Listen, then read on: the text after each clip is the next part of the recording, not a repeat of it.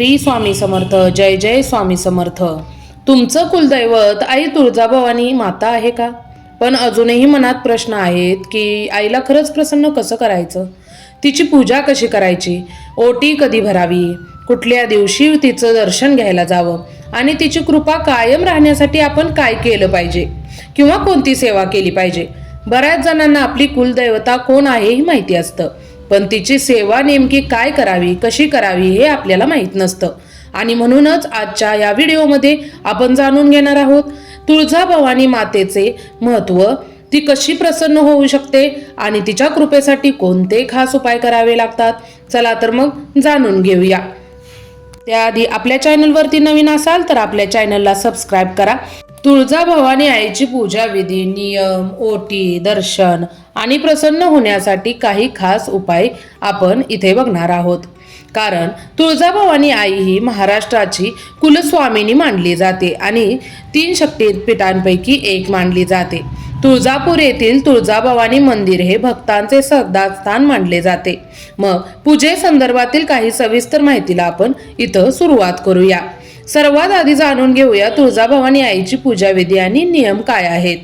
तुळजाभवानी आईची पूजा ही शास्त्रशुद्ध पद्धतीनं करणं आवश्यक मानलं जातं आणि म्हणूनच त्यांची नित्यपूजा ही करावीच आणि दररोज पूजा करावी.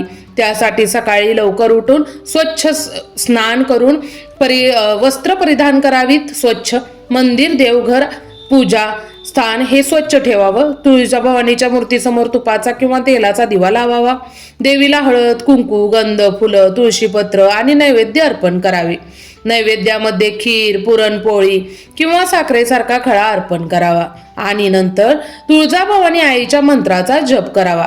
यामध्ये आपण ओम ऐं ह्रीं श्रीं तुळजाभवानी महिषासुरमर्दिनी नमः किंवा ओम भवानी नमः अशा मंत्रांचा येथे 108 वेळा जप करावा.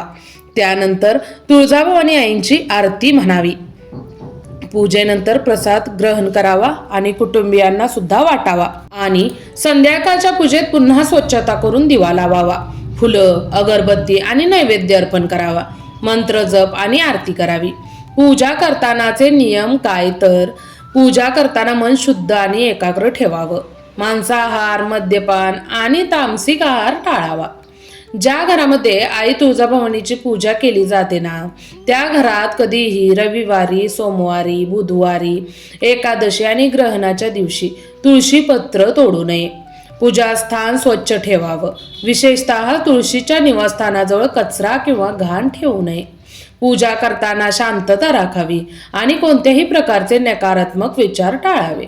आता आईची ओटी कधी भरावी तर ओटी म्हणजे काय तर देवीला अर्पण केलेली भक्तीची भेट, ज्यात साडी, नारळ, हळद, कुंकू आणि इतर पूजेचं साहित्य असतं. पण ही भरावी कधी तर नवरात्रीच्या काळात, विशेषतः अष्टमी किंवा नवमीला ओटी भरणं शुभ मानलं जातं. विशेष तिथी, एकादशी, पौर्णिमा किंवा संकष्टी चतुर्थीलाही ओटी भरणं किंवा अर्पण केलं जाऊ शकतं. एवढंच काय तर नवस पूर्ण झाल्यावर किंवा विशेष मनोकामनासाठी कोणत्याही शुभ मुहूर्तावर ओटी भरणं योग्य मानलं जातं.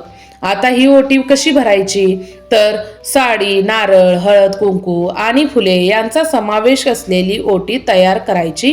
तुळजापूरच्या मंदिरात पूजाऱ्यादरम्यान ओटी अर्पण करायची किंवा घरीच पूजास्थानी ही ओटी ठेवावी. ओटी अर्पण करताना ओम तुळजाभवानी नमः या मंत्राचा जप तुम्ही करावा.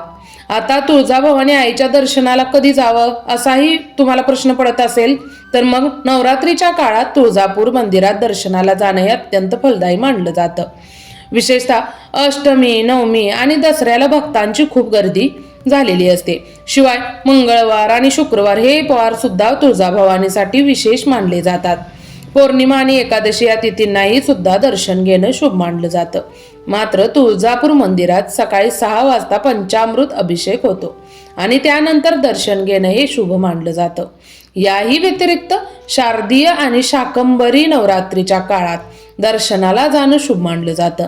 पण दर्शनाला जाण्याचेही काही नियम आहेत. दर्शनाला जाताना स्वच्छ वस्त्र परिधान करावेत. मंदिरात प्रवेश करण्यापूर्वी पाय धुवून स्वच्छ करावेत. मंदिरात शांतता राखावी आणि मोबाईल फोन आवर्जून बंद ठेवावा.